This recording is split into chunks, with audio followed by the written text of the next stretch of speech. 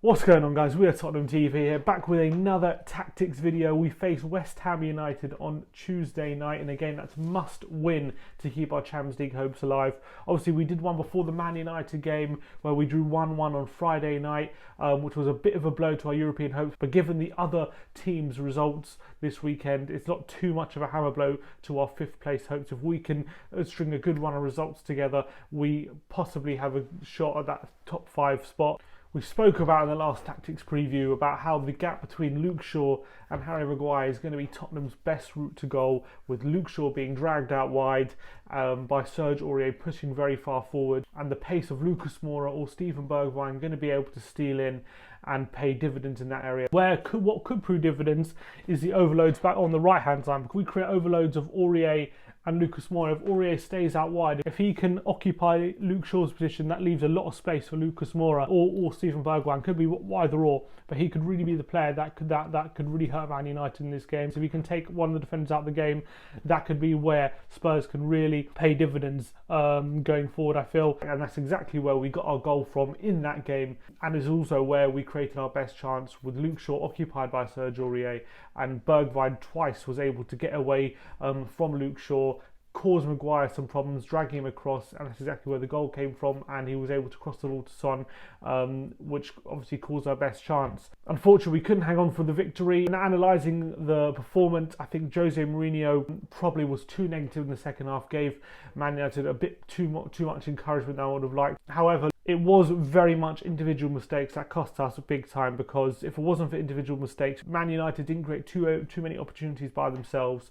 The best opportunities they did create were from our own making. The penalty was resulted from Eric Dyer being completely sold by Paul Pogba, and obviously bundling him over, though softly, in the penalty area. But today we're going to be analysing where maybe Tottenham's best route to a victory against West Ham will be, and also analysing how they played against Wolves, and where I think Tottenham are best going to be suited attacking, and where I think the game could be won. The team I've gone for Spurs is the same lineup against Man United, just for argument's sake, and I've just replaced Eric Lamela for Dele Alli, because Dele Alli's back from suspension, so I'm pretty certain he's going to be starting in this game, even though Lamela, I thought, had a pretty decent performance against Manchester United, especially in the first half. But for argument's sake, I'm going to put Dele Alli in.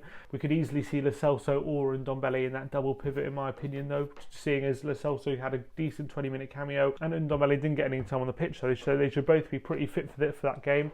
But Winks and Sissoko did have two very good performances, I felt, against Man United, so they might well keep their place. The lineup here for West Ham, this is a lineup that they did start against Wolverhampton Wanderers. They might make a few changes, but looking at West Ham's bench, there isn't too much they could change. For the argument's sake, this is what I'm going to go for at the time being. And for West Ham United, both goals they conceded against Wolverhampton Wanderers were caused by overloads on the wings, and they were able to get quality in the box. Jimenez heading in the first, and Pedro Neto volleying in at the back post for the second. Both times on the right hand side, on Cresswell's side, they were able to get good quality crosses into the box. With the first goal, Anderson was tracking back, but wasn't able to keep up with Adama Traore. Very few players are. And for the second goal, Matt Doherty was able to link up with Adama Traore, causing an overload, and they weren't able to cope. And the defence was dragged across to the right hand side. Pedro Neto was able to steal in the back post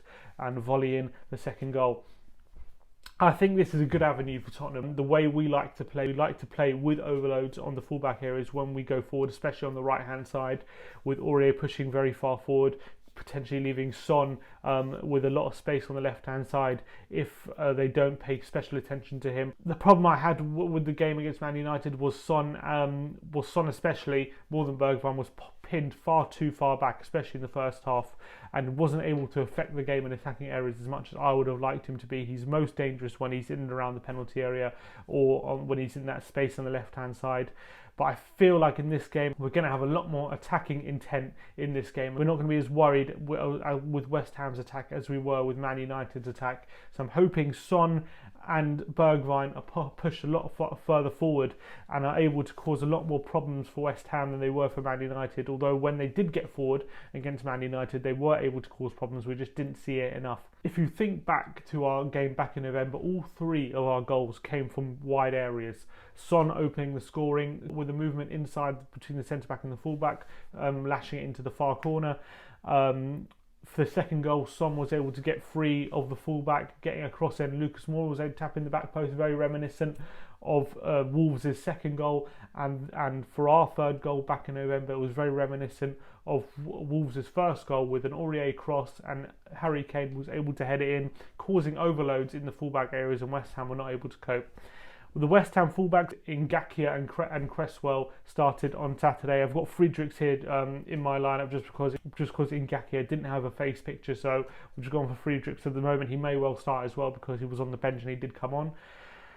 They are not defensively that sound, and Cresswell especially, he's an ageing fullback. He's over 30 years old. He, back in his day when he was at his best, he used to be a very competent fullback, but I think age has caught up with him and he's not able to keep up with the pace of the very pacey forwards you see now in the Premier League, and especially with either Bergwijn or Lucas Moura playing in that right wing position. Cresswell would struggle big time, and especially if we cause overloads on the right hand side with Aurier pushing forward. I highly suspect that Anderson is going to have a big trouble tracking back with the kind of player he is. He's very inconsistent tracking back wise. He's not a strong player in the tackle. He doesn't offer much in terms of defensive solidity. And Mark Noble, with his aging years, he's I think going on 34, 35 now.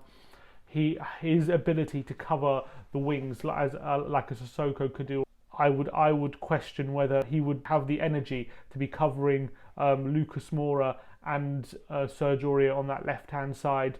And if he does get over, he's not going to have the energy to cover and be able to get back in position if we do switch it back in the centre. So I think the left hand side of West Ham's defence is a big area that could pay dividends for us. On the right hand side, if they do start Ryan Fredericks, he's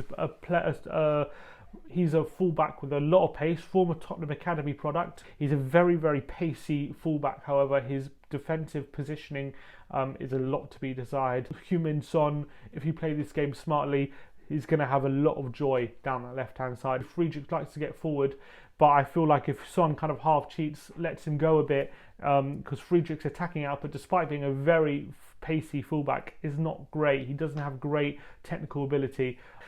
Those 2 fullback areas are the big areas that I would be looking at in terms of West Ham's defence. Issa Diop and Declan Rice are fairly competent centre-back options, so Kane could be in for another tough game. I feel they could mark him out of the game, but if Kane can occupy both of those centre-backs, we are going to have a field day with our wingers, I feel. And that's where as well another player, I feel Dele is going to be essential in this game. Whoever starts in that attacking midfield position, I feel is going to get a lot of joy. Souček is more of a ball-playing defensive midfielder. He's not one with a lot of energy and a lot of ability to cover a lot of ground. I feel like West Ham are going to be lacking a lot of energy in central midfield, and when we start with whoever we start, if I was Mourinho, I would start with one of Lo Celso or Ndombele in that double pivot, because I feel like they provide a bit more attacking threat and a bit more attacking prowess in that final third than either Winks or Sissoko, and that's going to ask a lot more questions of Noble and Souček than Winks and Sissoko would.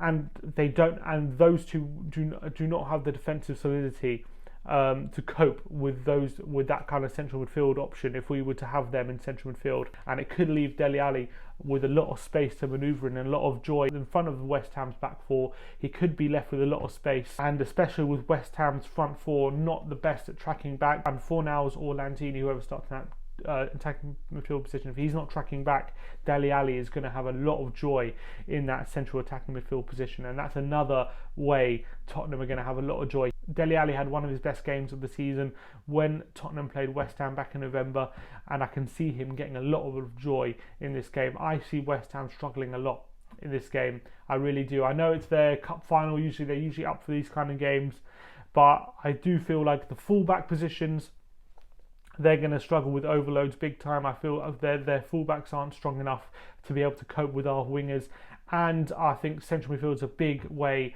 especially if we play one of Ndombele, Lo Celso, if the central midfield options are dragged too far into central midfield and they neglect our attacking midfield option, which I feel could easily happen, then that's another option, that's another way we're going to have a lot of joy. And with obviously Diop and Rice being drawn towards Harry Kane, he's going to occupy both of those, then that's going to leave a lot of joy for Dele Alli to be manoeuvring around. I'm definitely going to say Tottenham are going to win this game, in my opinion. It could sound arrogant because obviously West Ham, they do have a pacey strike force with Anderson, Bowen and Antonio.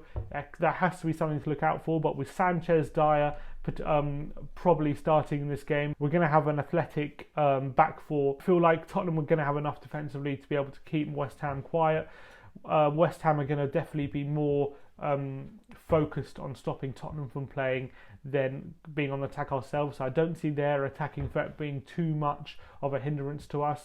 I feel like they might be a threat on the counter-attack with obviously Felipe Anderson and Bowen up against our fullbacks, but I think Tottenham will have enough in central midfield and on our centre-backs to cover those two positions.